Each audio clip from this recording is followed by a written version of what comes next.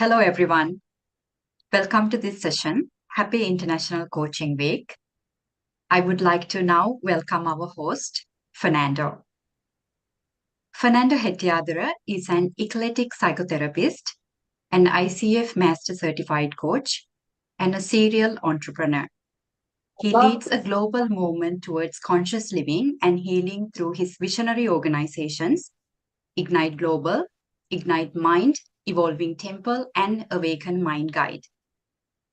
As ICF Program Director at Ignite Global 360, Fernando designs and leads cutting-edge accredited training programs for coaches and clinicians worldwide.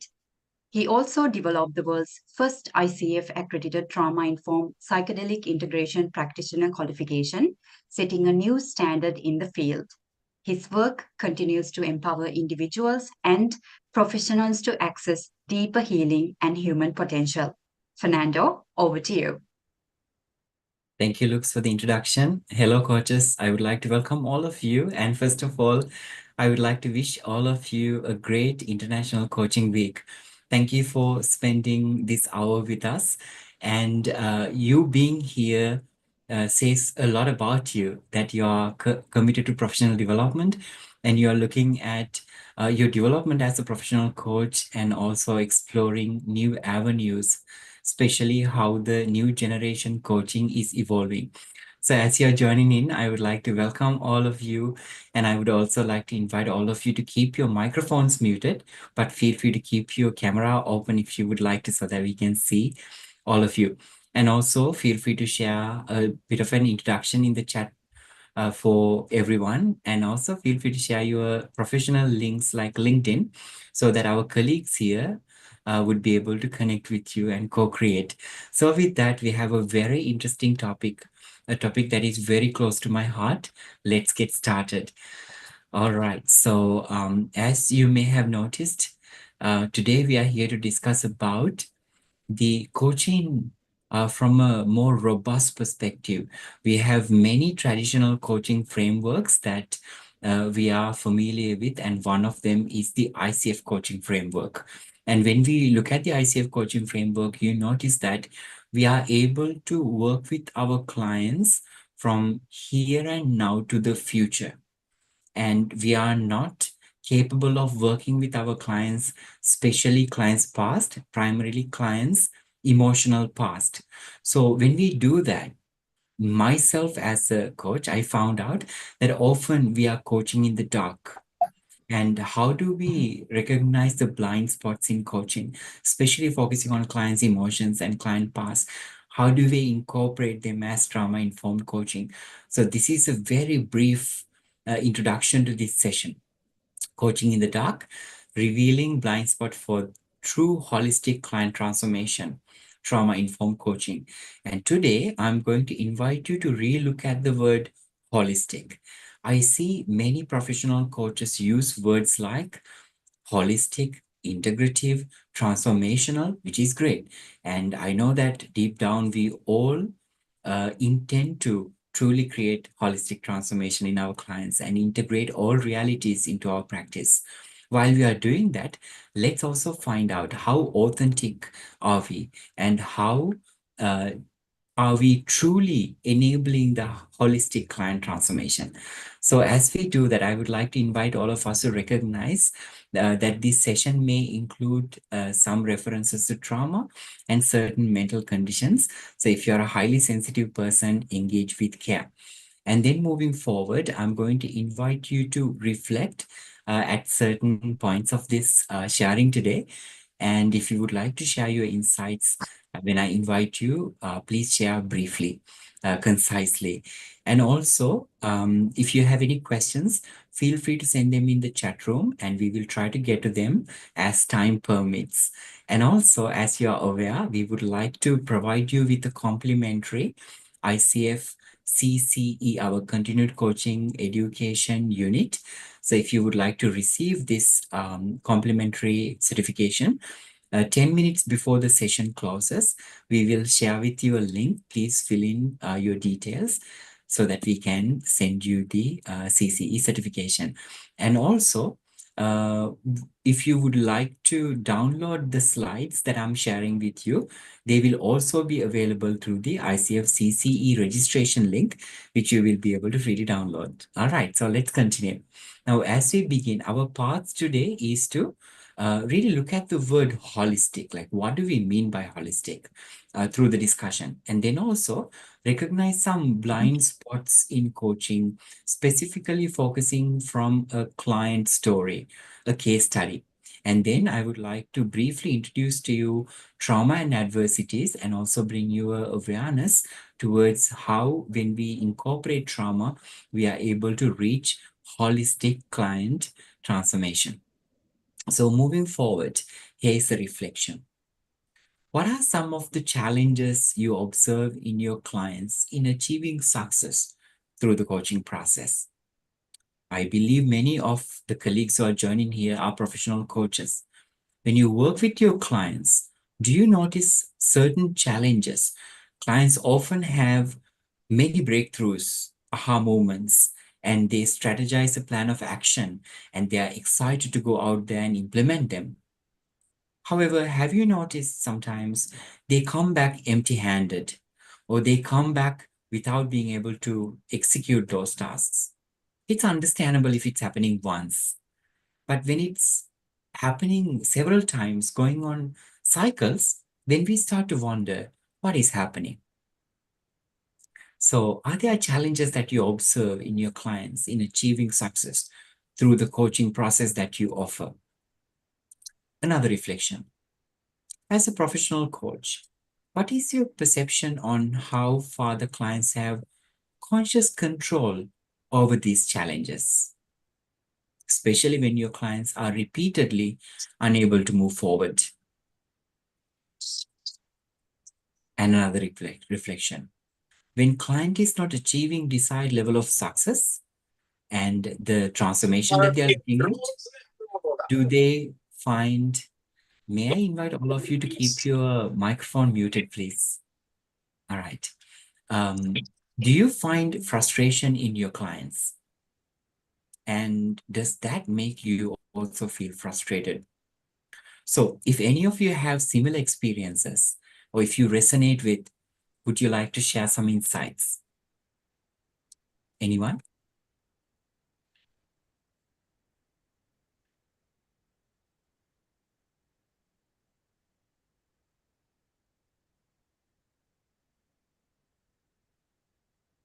All right. Since some of you are new to our community, if you do not feel like sharing something, that's all right. But at the same time, I would like to then share in the chat, right? I would like to invite you to share in the chat. Moving forward, if you cannot recall something, let me share with you a story, right? So this is Mike, a senior leader in a financial organization, and he comes to you, right? He says, I'm here to increase performance. Many clients say vague things like that, but I know that you're not going to settle down with that, right? You want to know more because you're curious as a professional coach. So you ask more. So Mike says, again, briefly, I have some stress. I have some experience of recent procrastination. I avoid meetings and events, and I also feel like no drive. Do you find these sharings common among your clients? Or are there similar realities in the clients that you work with? Of course, I know that you're not going to be satisfied with this either. You want to know more. So you invite Mike to share more, right? That's what you do during the as you begin the coaching engagement, when you do a consultation call or your discovery call, you invite the client to share more, right? So let's see what Mike says now. So Mike says that he's like a workaholic.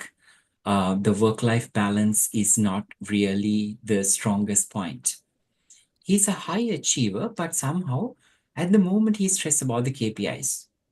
He's not satisfied with himself, especially his performance and achievements, and he feels like he is failing as a CFO. Hold on. And he's gaining a bit of weight, and he says food is his happy place.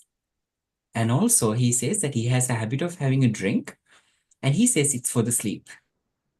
And sometimes he says that he's also frustrated that he can't focus. And there are so many things piling up, but he's procrastinating. He says no energy to join meetings and events, and he keeps avoiding people. He keeps avoiding meetings. Now, have you come across clients like this? Now, if you work within organizational context, you may have heard some of this. Now, as you can see, I'm exaggerating here a little bit, although Mike is actually a real client, although it's not the real name. And I had the permission to share some of this that I'm sharing with you. So I'd like to invite you to reflect. Do you come across leaders like this in your practice? Well, if you're not working with leaders, if you're a relationship coach, if you're a life coach, if you're a spiritual coach, do you hear similar stories from your clients? And when you hear such stories, how do you approach it? What would you do? Especially if you work as a coach who is operating within ICF competency framework, for an example, which I consider as a traditional coaching framework. How do you address this? So, another reflection. Have you worked with clients in similar situations?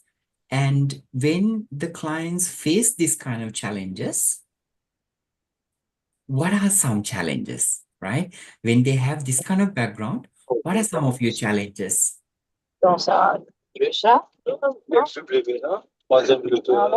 Excuse me, can you please keep your microphone muted? Everyone, thank you, so that we have no interruptions. All right, so when clients are in specific situations like this, what challenges are you facing, right? So on the surface, usually professional coaches are very good at deepening awareness, right? Aha moments, breakthroughs, and then we go into actions and accountability. That is at our best as an ordinary coach, someone who is following, for an example, the ICF core competency framework. We encourage our clients to come up with actions and we strategize that with them. We find pros and cons. We see what are some of the actual challenges, the opportunities, and clear the path for them. And we invite them to create a supportive mechanism, accountability mechanism. And we provide them that accountability through the sessions, right? When they come back, we ask them, how were your the actions that you undertook, right? And how were your accountability mechanisms worked? We are very focused on actions, right? Coaching has two elements, the reflective practice, as well as action orientation and forward movement. And many coaches are very good in incorporating both of this, right? So at the same time, however,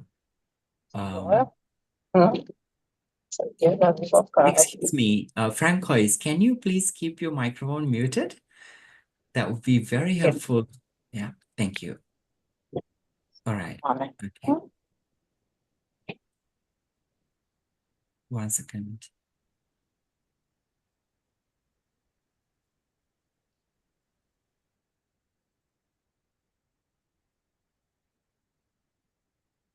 All right. Seems like we're good now. All right. Let's go back. Now let's look at uh, fundamentally what coaching looks like. Now, I would like to invite you to think about when you started this profession as a coach, when you first thought about your very first coach training, when you were inspired to become a professional coach. What was in your mind? What kind of coach did you want to become? And were you clearly aware what coaching is at the time? For an example, were you clearly aware that you are required to work with clients present and move forward with the client into the future? And our operations are limited to this area of present to the future.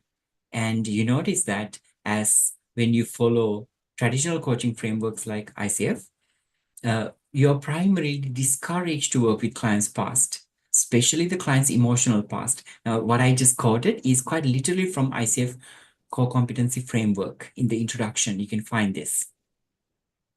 Because if you work with clients past, especially emotional past, it's considered as the therapeutic approach. All right. So when you became a professional coach at the very beginning, did you think, I only want to work with clients present and to the future. I don't want to work with clients past. Or did you find out as you were going through the coaching, training, education, professional development, oh, I cannot work with the client's past. So I cannot really holistically approach client. We cannot think about someone without their past, because the past experiences make them who they are. And the past experiences often they carry as a luggage or the baggage, right? And sometimes the past experiences show up as ghosts. So what happened to the holistic coaching in this equation? Let's continue. Let's understand this a little bit in depth. Now, if we look beyond the surface, let's say as a trauma-informed professional coach, if they were to look at the client, Mike for that matter, what would they see beyond the surface level, what client is telling us as a list of challenges that they're experiencing, and then wanting to move forward and achieve some goals? What would the trauma-informed coach hear beyond the surface? Now, in order for us to do this, we need to understand trauma. So let's have a look at this really interesting image. Have you seen this before? This is a domesticated cat. Let's say this cat is in North America, parts where there are no snakes whatsoever. But when the cat sees the cucumber across every country, most cats get quite literally ejected from its place. It's an involuntary muscle reflex. The cat gets ejected from its place. What does it say? What is this about? Can anyone share an insight? All right. So in order for us to understand this, we need to go back in time. We need to look at the ancestral line of the cat. So as I mentioned, in North America, in certain parts where there are no snakes whatsoever, for generations, cats who have been growing up there have this exact same reaction when they see a cucumber. Now, probably some of you are already aware where this is coming from. When we look at the ancestral lines of the cats, many cats have been bitten by snakes. And while they were experiencing this excruciating pain, they were trying to get themselves into safety.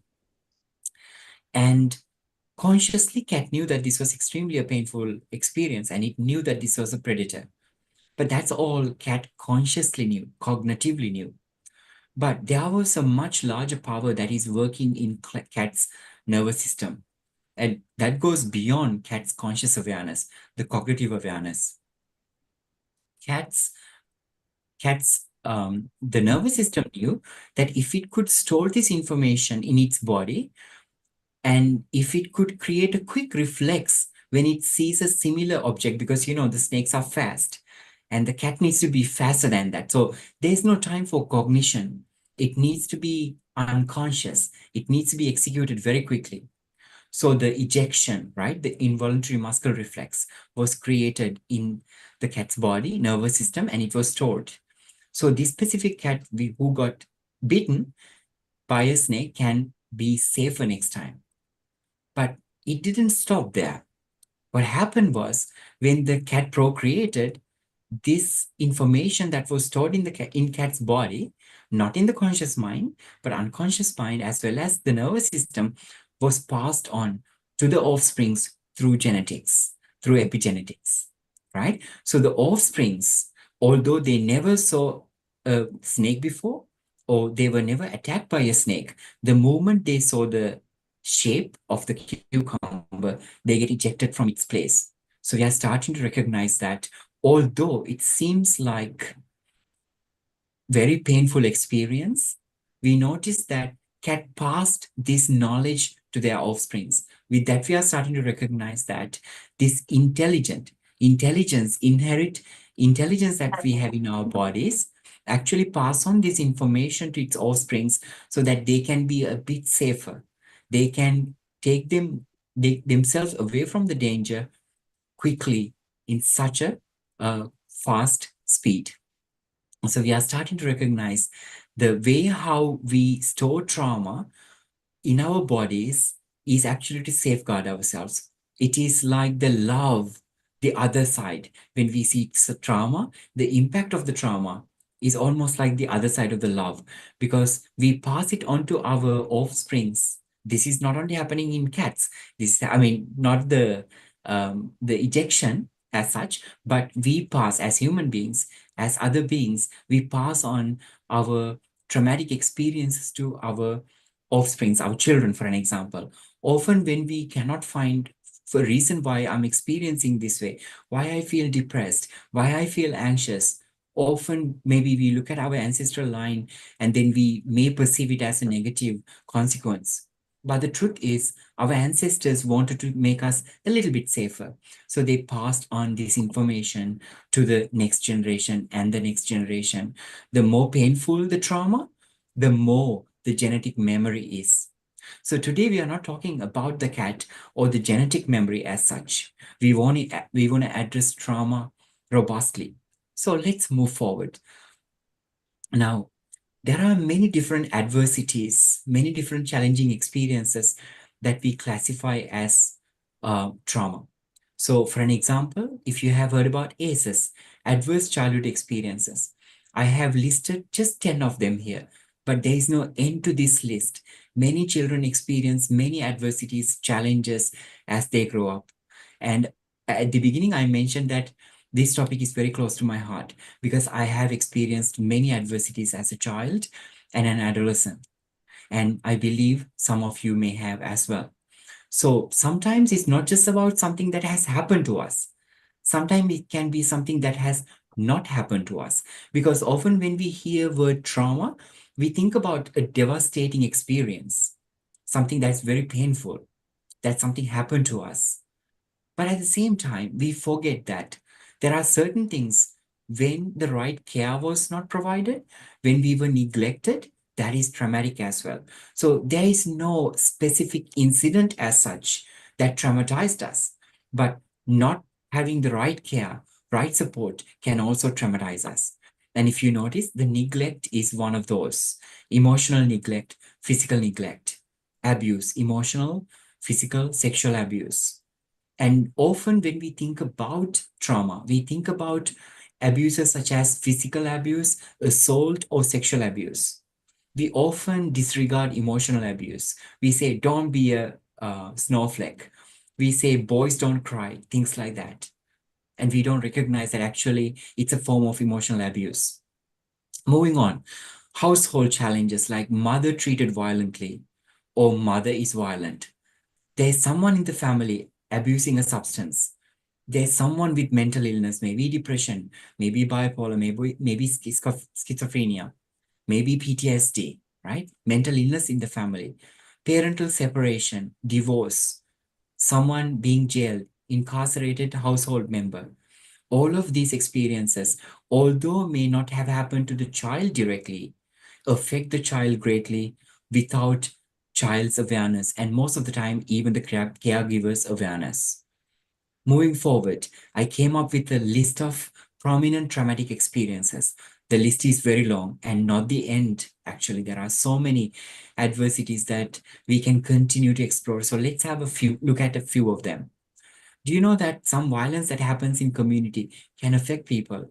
Natural disasters, wars, loss of a loved one can be traumatic. Do you know relocation can be traumatic? Do you know witnessing other trauma, vicarious trauma, can induce trauma in a person? Do you know that there are racial and ethnic trauma?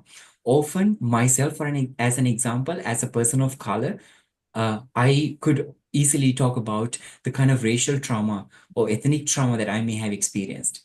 And then sometimes we segregate. We say the Caucasians or the developed countries, they don't have experienced trauma. But the truth is, all of us do experience. It doesn't matter whether we are Caucasian, whether we are a color of person or not. We all experience racial trauma. You know, financial hardships count as trauma. And do you know that historical trauma, for an example, the wars that our ancestors have fought, because the genetics pass on this information to us. Do you know that identity-based trauma? We are living in a world that there's a huge debate going on right now that there should be the binary genders. And many people find themselves lost between this conversation without not fully knowing, where do I find myself? What is it that male, female? What is being straight? What is being LGBTQA? We all have this kind of questions because we have forgotten the fluidity of who we are. Do you know this can be traumatic? Do you know that there's a lot of spiritual and religious trauma? Maybe some of you resonate. So, like I said, the list can go on. Do you know that when a mother gives birth, maternal trauma, we never address that? Do you know that many people commit suicide after they give birth to their child, or sometimes they actually kill their own child because they are unable to really work through the traumatic experience? There are so many different types of trauma. So as I mentioned, you will be able to download these slides in case if you would like to have a deeper look. So let's continue. Let's look at trauma a little bit pragmatically. Now, let's look at a very simple example. A boy being attacked by a dog, traumatic experience. And our brain, our nervous system, our body at a DNA level changes. Because why? Our body loves us. There's this inherent love in our body, inherent intelligence.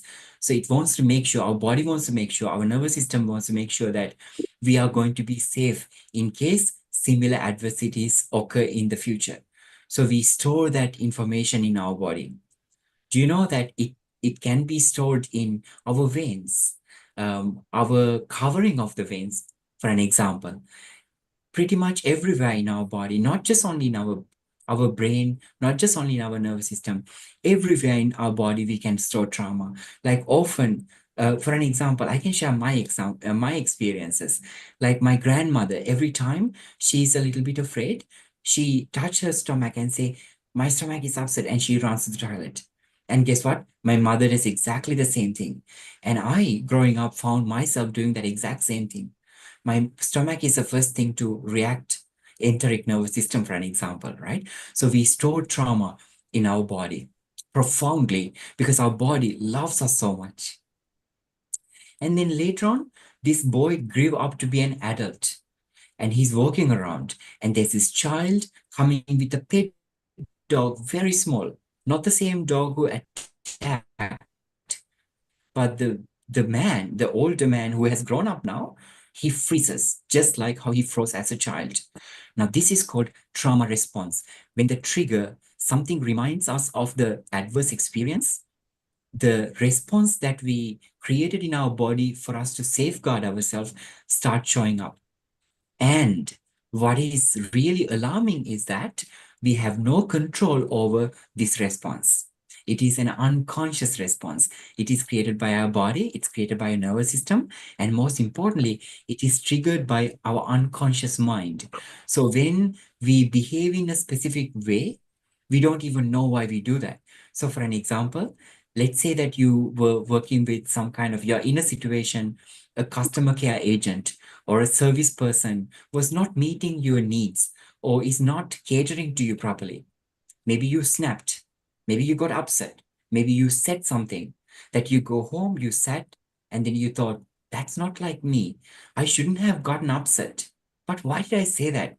Why did I say something hurtful? Why did my body react like that? Well, Mhm. more often we don't have an answer to it. We don't even know. Sometimes we self-sabotage. We beat ourselves up saying, shouldn't do that. But Hi, we see Evelyn. that's happening. All right. So I would like us to That's recognize okay. that I sometimes do. thank you for No, sharing, that's good. Helen. I just finished work. Just wrapping up. Yeah. All right. Okay. Thank you. Thank you, Helen. Please keep your microphone muted. All right. So continuing on. Um, so we are starting to recognize that certain things that are happening to us are actually unconscious. We are not fully aware where they are coming from because often the trigger is very subtle. We react to it and it's an unconscious reaction. And then later on, we regret. We think about it when we are able to consciously process. But unfortunately, most people are unable to really go back and find what is that exact reason or what truly triggered them because trauma is complex. Now, here, let me share with you some classic trauma responses. There are 4 of them, and I believe 3 of them are very familiar to you. You have heard about fight response. As you know, when we are threatened, our body has a mechanism how it regulates us, how it gets us to safety. So you have heard the word amygdala, the fear center of our body. It's very important to us. When something traumatic happens to us, our amygdala gets activated immediately and wants to gauge, is it safe or is it unsafe? If it is unsafe, we may need to think, are we going to fight or are we going to flight? Right? And then sometimes when our nervous system is overloaded, we neither fight nor flight, we go into a freeze response. We cannot do anything about it because our body is hyperactivated. Our amygdala is hyperactivated. We don't know how to react to it. And you may have heard sometimes when a person was assaulted, they didn't fight back. When a person was sexually abused, they didn't fight back. They just stayed there. They went through the experience. And later on, the perpetrator and the victim was brought to the court and asked, why did you not say that you didn't like the experience? And they say, I don't know. I froze. And this is truly the freeze response. So under fight response, often we see certain trauma responses like anger, irritability, aggression, disappointment. And under fight, we find anxiety, fear, panic, over worry. Freeze response, immobilization, disassociation, depression, isolation, and compulsion. And under phone response, which is quite an unknown response to many people. Have you heard about phoning, the phone response? This is the people-pleasing behavior. Not being able to be assertive, cannot say no, cannot really articulate their own needs. And they prioritize others in a way that it actually not prioritize them. And sometimes this can extend to self-harm. Often you see some people who are very selfless. It looks like it's love. It looks like it's support. It looks like selflessness. But often they burn like a candle while taking care of everyone. They are the strong one, but often no one is supporting them. And they lag behind the importance of taking care of them, but they take care of everyone else. This is phone response.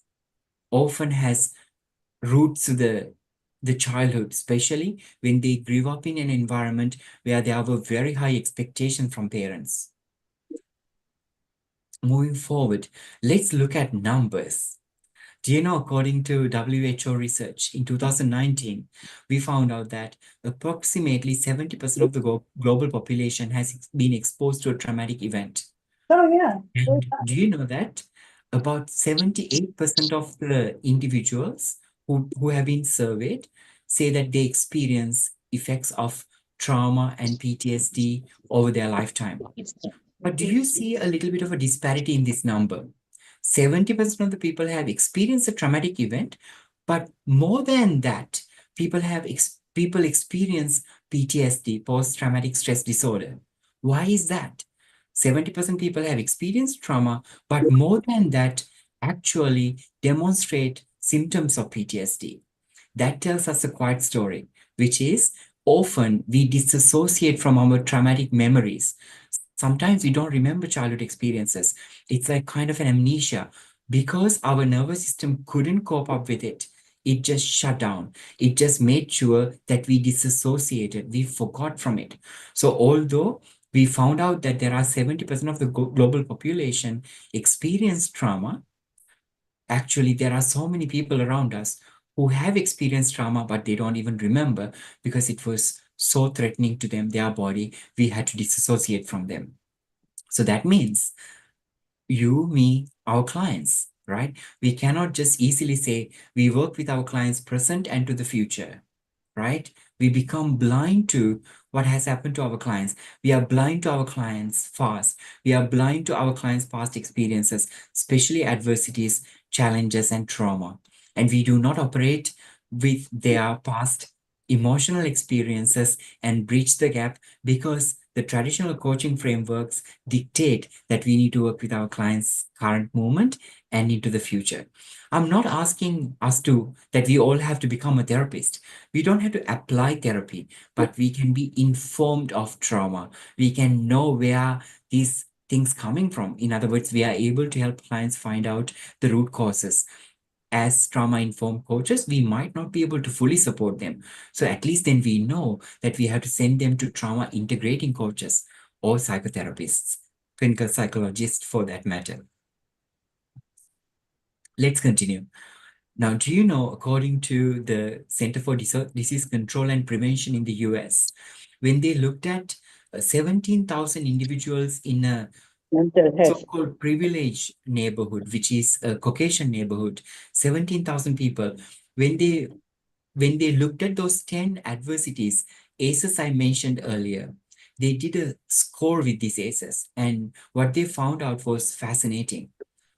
People who have had more than 4 adverse childhood experiences tend to have a higher prevalence of depressive disorders, high rates of substance abuse like smoking, alcoholism, drug abuse, obesity, diabetes, and heart disease.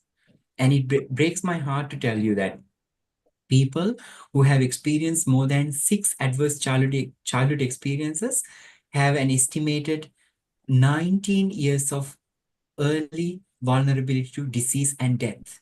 Imagine that. In other words, when we go through adverse experiences, it quite literally limits our vitality. It limits our lifespan to begin with. So what we are talking about here is something that is out there. Trauma science is still growing.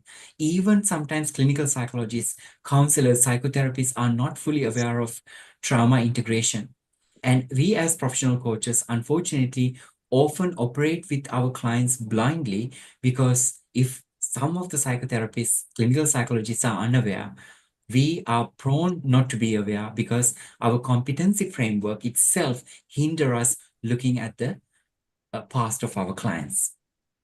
All right, so moving forward, do you believe that you deliver holistic coaching, considering what we are discussing right now? So if we move forward, we also need to understand when we work with trauma or when we incorporate and we create trauma-informed practices, how do we really operate with this? Now, we all can feel sometimes anxiety. We can feel a little bit of lazy. We might procrastinate here and there. We are not talking about that.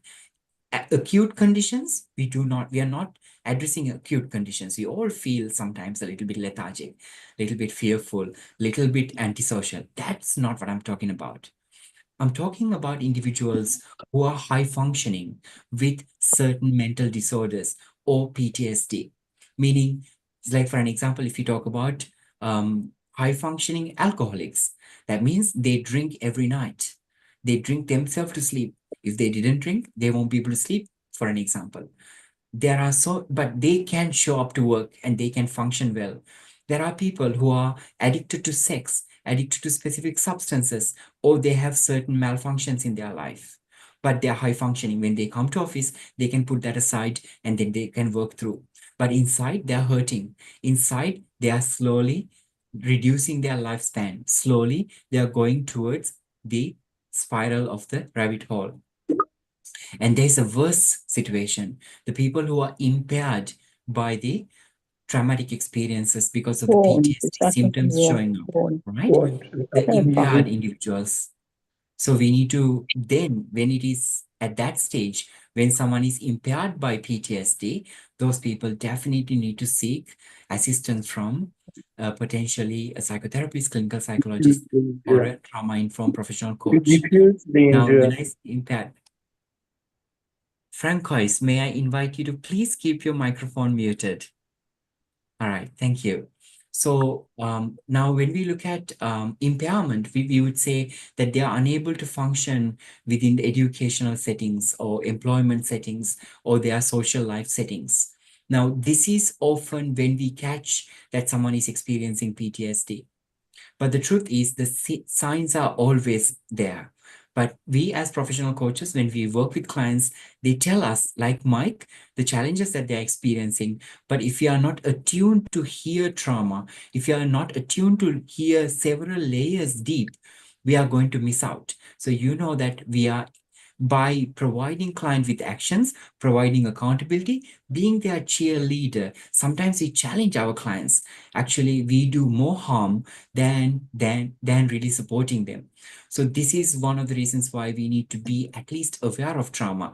When clients are speaking, when they're sharing with us certain aspects of their life, we are able to understand whether these can be some signs of PTSD. We don't diagnose, we don't do any diagnostics. We do not provide any therapeutic care as such, except what we can do within coaching, which is there's so much that we can do within coaching, therapeutic care, for an example. All right. So moving forward, now we looked at earlier certain elements that Mike was telling us, and I believe many of your clients are also telling you these stories. So when people say I'm a workaholic, sometimes what we do, we give them a medal. We actually appreciate them, right? When people say that I am stressed about KPIs, we normalize it. We say everyone is stressed. That means we are sharing trauma and we are just ignoring it. And often, many of us have imposter syndrome. Many of us have this perfectionism and not fully satisfied with ourselves. Sometimes we are disappointed with ourselves, never really able to complete a task because we are not satisfied. We want to be perfect. And then we often see that we are failing as a parent, sometimes failing as a coach, sometimes failing as a leader, failing as a spiritual person, whatever it is. And often we have certain eating habits. We notice that we are either losing weight or gaining weight. Sometimes we lean towards quick dopamine releases in our body, like by binge watching, binge eating, because they release good hormones. As you're aware, when we are in stress, we release um, several hormones, several neurotransmitters into our body, asking us to take care of ourselves. One of the best is, I could say, if you think about cortisol, for an example, a stress hormone, stress chemical. When it's released into our body, we feel the agitation, we feel the frustration, we feel our stomach is growling, we feel a little bit of tension in our head. We normalize it. We say there's nothing to worry about it. Everyone is stressed. It's normal. And our body doesn't understand it. So it releases more cortisol and more cortisol.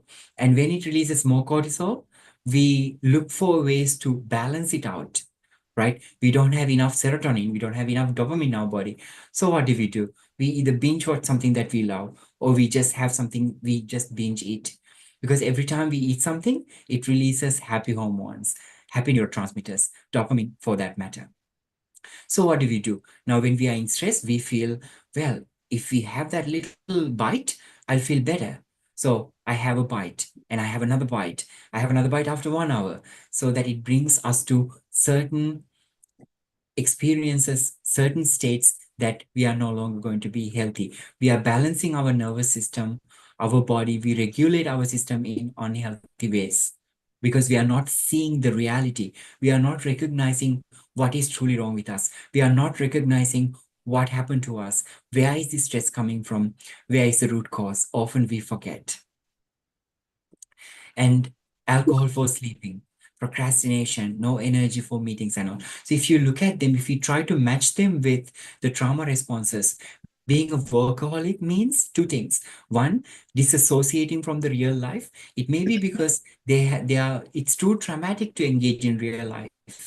It may be too traumatic to go back to their family or go see their parents. So they disassociate. Disassociation, as you can see, is a freeze response. At the same time, when we also when we say we are workaholic, that may mean that we want to people please. We want to please our boss. We want to please our team. We want to have the medal around our neck, right? So we people please. We go into the phone response for that matter. When we look at, for an example, stress comes from a place of anxiety. So obviously there is fight response, there's flight response there, right? And then if you look at not being satisfied, disappointment related to many areas, it could be stress response, it could be flight response, moving away from self, failing as a CEO, over worrying and disappointment, again related to fight response, related to flight response. If you look at another one, alcohol for sleeping, it's actually a type of self-harm. It's a type of disassociation. In my all honesty, I want to share this with you. Some years before I truly got into a path of healing myself, I used to drink every night. That's the way how I sedated myself so that I could put myself to sleep.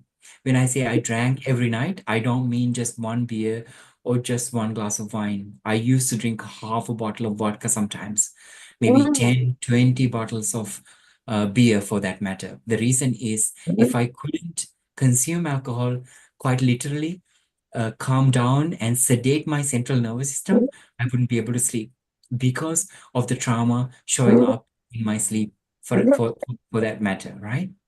So this is a way of self-harming at the same time disassociating. So you are starting to recognize if we even look at the simple trauma responses, the classic ones, and some of the behaviors our leaders, our clients on a regular basis sharing with us, we are starting to recognize that they are not just simple stress. They are not simply they are passionate about work. It goes way deeper. And most importantly, don't get me wrong, someone procrastinating a day, someone feeling a little bit of anxiety once in a while, I'm not talking about that. We don't need a coach for that. We don't need a therapist for that. I'm talking about the high functioning range. I'm talking about the impairment range. Now, for an example, we would not think Mike is at an impaired state because what do we hear? I'm a workaholic. We think he's performing really well, but actually, what he's doing is high functioning workaholic, right? He is actually disassociating from his real life, real world. That means there's an impairment. If he focus predominantly on work, not engaging in his life on a progressive, valuable, useful way, that means actually there's an impairment in his life. But often as a executive coach, maybe leadership coach, we might consider that as we might reward that behavior, being a workaholic. So that way we are doing harm because we are not recognizing that what client actually really telling us is that I have had experienced trauma. My life is in all impairment at the moment. But however, you are unaware, I am unaware. So let's cheer for the workaholics. So again, it's what I mean by blind work coaching in dark. We are blind to what is happening to our clients.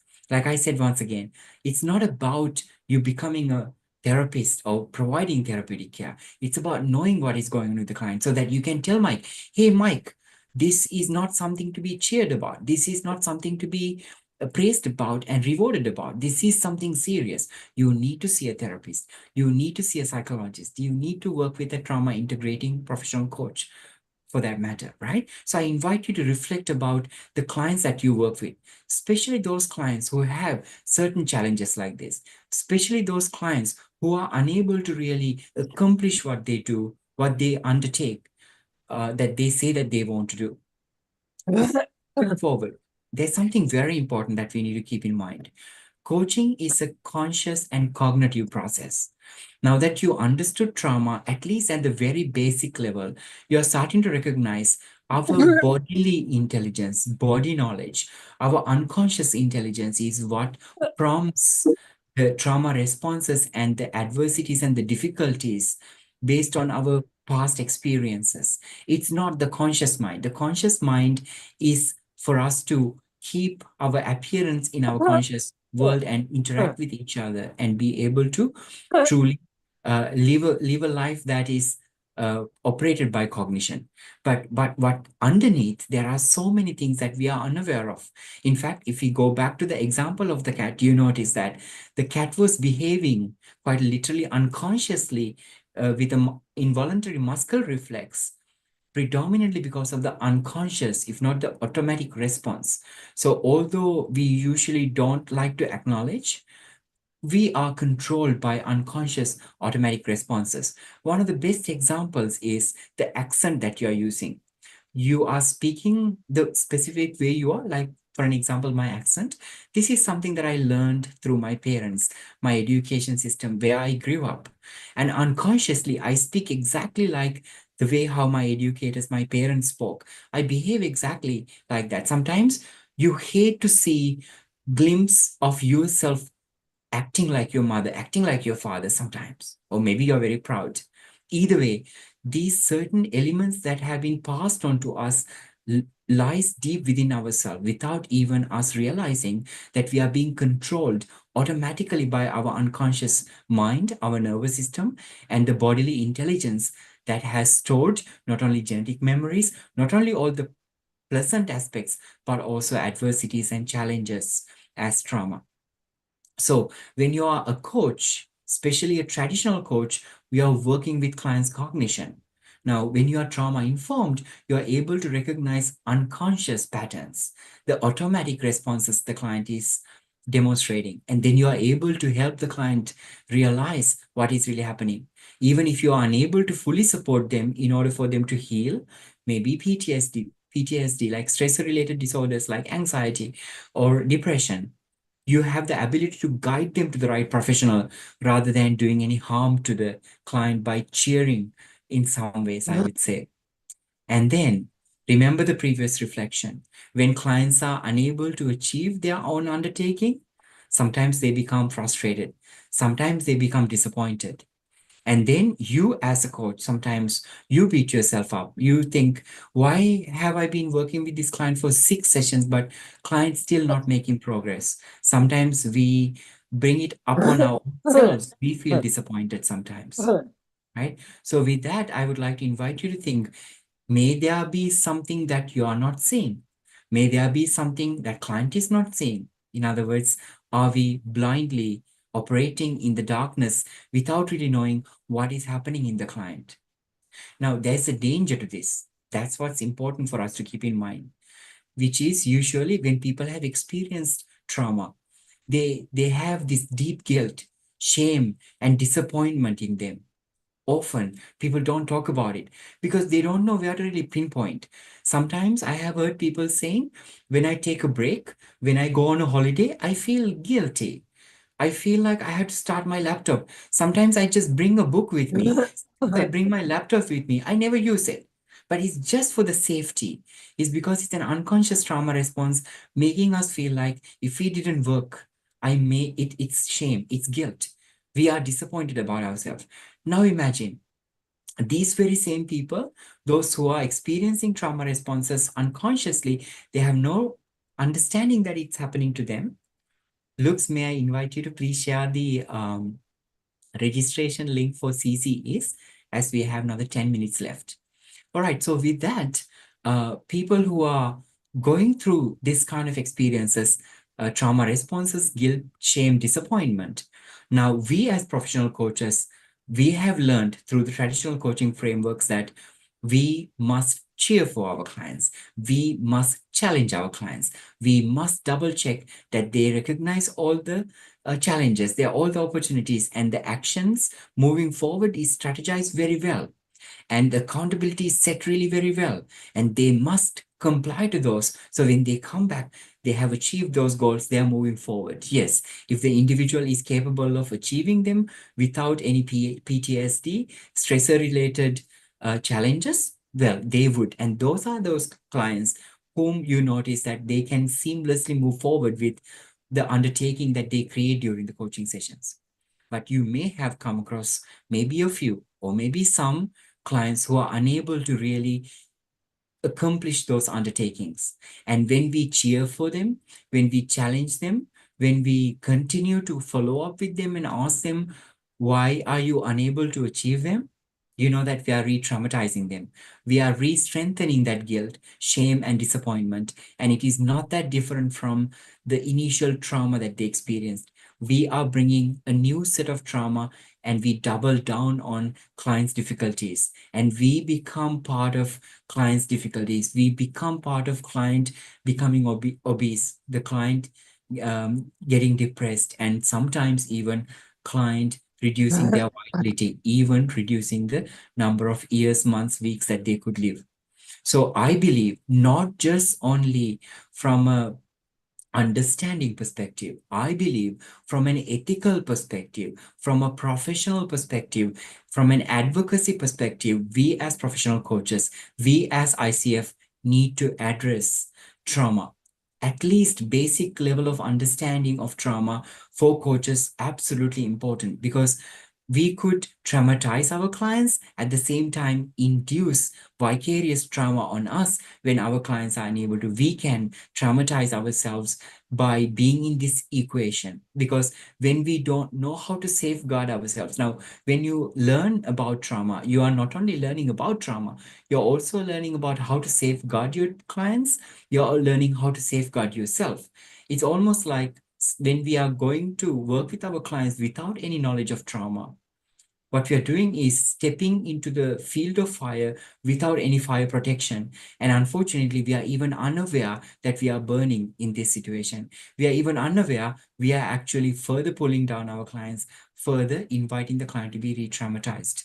So I believe being trauma-informed is absolutely very important. I believe for myself, as an MCC and also as an eclectic psychotherapist, it's absolutely important bring this message to all of you.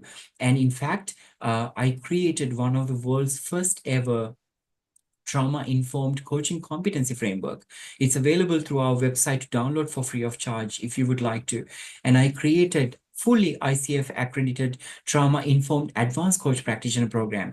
So as you are aware, ICF is not against us working with clients of their past, their emotional past. It's just that ICF doesn't have the necessary resources or the competency framework or the right study and the research background to implement it. So, however, when programs like us, coaches like me, implement and bring this to ICF, they are very welcoming them. And that's why, for an example, our our trauma-informed advanced coach practitioner program is fully ICF accredited.